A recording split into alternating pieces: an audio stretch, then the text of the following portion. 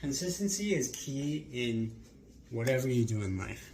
Welcome to day 75 of Talking to the Camera. My name is Victor, and I came across this topic today as I was cutting a piece of leather with a exacto knife. And if you guys have ever worked with a exacto knife, you know that if you're cutting a thick piece of material, you won't be able to cut through it in one go. It'll take multiple tries. But when I was first trying to cut this leather, I was putting as much force as I could and just trying to cut it with just, one or two tries, right?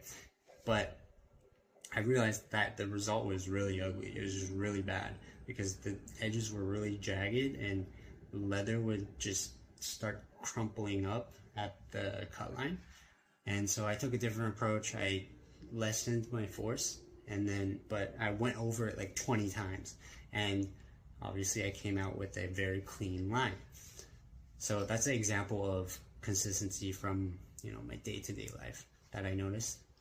But the topic of consistency, it can be found anywhere, everywhere around you, even in history. Like human evolution, we used to have tails, but now we don't because we stopped climbing trees, we stopped jumping around, our bodies adapted. And another example would just be, I've always thought about this example. If you have water, right, and then you have a rock, and then you drip the water on the rock for maybe 20 years, just the same amount of water, just one drop, two drop, three, like you'll eventually end up with a divot or like a hole in the rock. But if you pour all of that water on the rock in one go, the rock will remain the same. So that's also another example of consistency.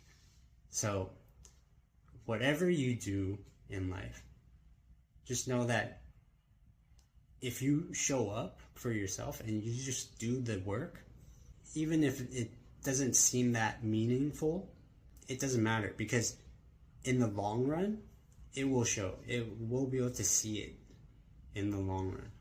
But the results just might not be immediate. See you guys in day 76.